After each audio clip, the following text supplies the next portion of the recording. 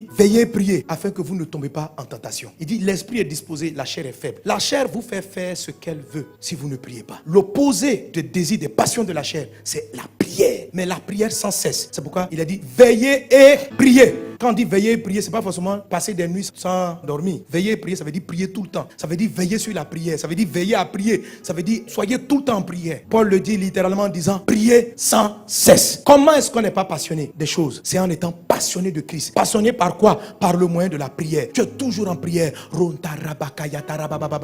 En Luc 21, je crois verset 36, Jésus dit ceci. Veillez donc et priez en tout temps. Cultivez la prière sans cesse. Quand tu dors, prie. Dans ton sommeil, prie. Quand les cauchemars arrivent, prie. Tu te réveilles le matin, prie. Avant de prendre ton petit déjeuner, prie. Au milieu du petit déjeuner, prie. À la fin du petit déjeuner, prie. Avec tes enfants, prie. Lève-toi, prie. Dans ta voiture, prie. Quand tu n'as pas envie de prier, prie. Quand tu as envie de prier, prie.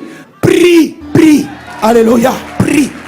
En tout temps. On dit veillez, priez en tout temps. Saison de pluie, tu pries. Saison sèche, tu pries. Il prie seulement, prie. La prière crée une atmosphère. Quand vous êtes sur un territoire, vous priez. Il n'y a plus de malédiction qui tient. La malédiction est suspendue. Parce que la prière est une zone que Dieu sécurise. Votre vie doit être une vie de prière. Jésus a dit, ma maison sera appelée une maison de prière.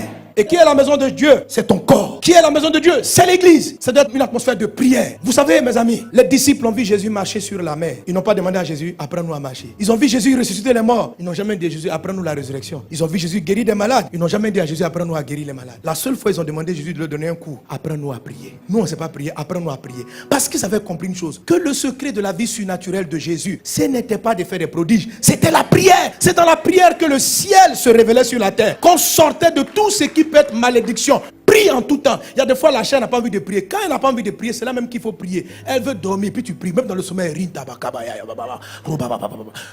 tu pries. Tu te réveilles, tu es en forme, tu pries. Tu as sommeil, tu pries. Prie. Prie. Ne justifie rien. Les disciples disent on a sommeil. Jésus dit je m'en fous. Priez. On dit mais nous on a sommeil. Laisse-nous dormir 30 minutes. On ne dort pas. Priez. Il dit mais comment on va faire? Il dit la chair est faible, l'esprit est disposé. Donc priez. Priez en langue. Priez en esprit. Prie. Dis à ton voisin prie. Tous les hommes spirituels, tous les gens de victoire prient. Et c'est la prière qui prend le temps, qui amène tous ceux qui sont dans votre entourage à être sous bénédiction. C'est comme ça que vous faites transiter la bénédiction qui est en eux. Quand vous priez, les gens qui travaillent avec vous, votre mari, si tu pries, la malédiction ne peut pas le toucher. Quelles que soient les réclamations de ses parents, toi ta maison est devenue une maison de prière. Lui il a un problème dans sa vie. Ton chauffeur, tu pries dans les voitures que tu achètes. Tu pries dans ton magasin. C'est la chair qui va te dire, il ne faut pas prier, que les gens vont te prendre pour un fou. Quelle affaire de fou? Prie, sois fou même, prie. Ta nouvelle boutique, tu ouvres, tu dis les gars, on commence par la prière. Rinda baba, apprends à tes collègues à prier. Tu vas préserver leur vie, tu vas préserver leur famille. Ne sois pas un genre, on dit non, les gens vont penser que tu es un intello, que tu es un intello, tu as fait de grandes études. Comment tu crois en des choses comme ça? Les gens qui te parlent sont les diaboliques. Eux, ils vont faire des incantations avant d'arriver dans ton lieu de travail. Et puis toi, tu es prié, ils veulent te donner un complexe de, il faut te jouer un homme comme eux. Tu n'es pas comme eux.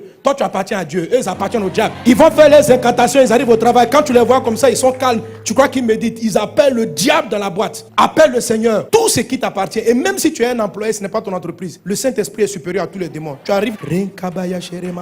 Tu vas paralyser la malédiction qui est sur la société. Tu vas paralyser. Tu vas changer la tendance des choses. Créer l'atmosphère de prière. La prière est une communication avec Dieu. La prière est le câble qui vous connecte au ciel. Alléluia. C'est un câble. Il faut savoir adresser la prière. Écoutez mon message sur 7 étapes pour une vie de prière de victoire. J'explique tout. La prière permet aux anges de monter, de descendre. La prière fait descendre le ciel sur la terre. La prière suspend toute malédiction dans un environnement donné. Amen. Si tu pries que tu vois la malédiction frappe encore, augmente ta prière. Augmente seulement. À un moment donné, elle va renverser la situation. Si une maladie persiste dans ton corps, prie, prie, prie, prie, prie, jusqu'à elle va partir. Prie. Pierre avait une réclamation. Jésus dit, j'ai prié pour toi. La réclamation ne va plus avoir son effet. Donc il a régné, il est revenu à Jésus. Satan n'a pas gagné. La prière a sorti l'apôtre Pierre d'une réclamation satanique. La prière va sauver vos collègues. La prière va sauver votre conjoint. La prière.